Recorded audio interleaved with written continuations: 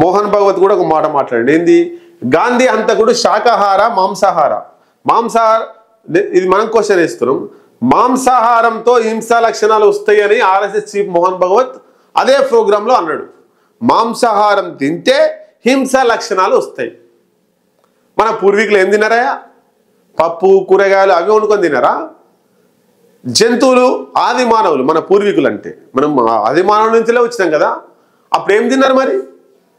జంతువులు ఉరుకుతుంటే ఆయుధాలను తీసుకొని, ఆయుధాలు అంటే కత్తులు కట్టర్లు కాదు, రాళ్ళు శిలలు తీసుకొని ఉరికేటువంటి జంతువులకు ఇసిరి కొడితే అవి చనిపోతే వాటిని పీక్కొని తిన్నారు ఆది మానవులు.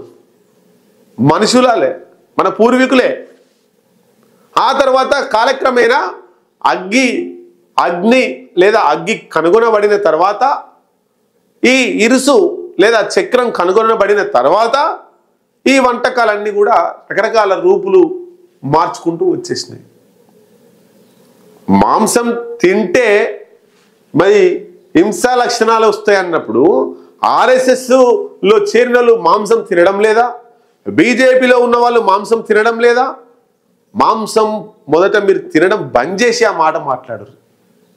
మరి గాంధీ హంతకుడు మీ ఆర్ఎస్ఎస్ఏ కదా, మరి ఆయనకి హింస ఎట్లా వచ్చింది?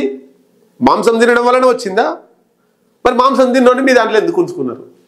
మీ ఆర్ఎస్ఎస్ సభ్యత్వం ఎందుకు ఇచ్చినారు?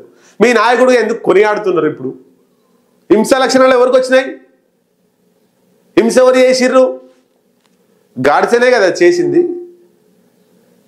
తెలంగాణ రాష్ట్రంతో పాటు, తెలంగాణ రాష్ట్రంలో కొన్ని పక్కగా పెడితే భారతదేశంలో వివిధ రాష్ట్రాలలో ఉన్నటువంటి ఎంపీల సంఖ్య తీసినప్పుడు ఎక్కువ క్రిమినల్ కేసులున్న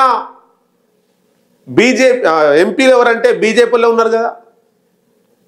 భారతదేశంలో ఉన్న ఎంపీల సంఖ్య తీసుకున్నప్పుడు 542 మంది ఎంపీల సంఖ్య తీసుకున్నప్పుడు దాంట్లో ఎక్కువ క్రిమినల్ కేసులున్న ఎంపీలు ఎవరు అన్నప్పుడు బీజేపీలో వస్తారు. మరి వాళ్ళంతా కూడా మాంసం తినడం వల్లనే వాళ్ళు అట్లా చేసిర్రా? మాంసం మరి తినకుండా చూడండి, క్రిమినల్ కేసులు ఉన్నాయి మీరే, స్కాములు చేసేది మీరే, హింసా లక్షణాలు ఉన్నది మీకే, మతోన్మాద అల్లర్లు పెట్టేది మీరే. మళ్ళీ మాంసం తింటే హింసా లక్షణాలు వస్తాయని చెప్పి ముచ్చట చెప్తుంటారు. వక్రీకరించడం, చరిత్ర అంతా కూడా వక్రీకరించే ప్రయత్నం చేస్తున్నారు.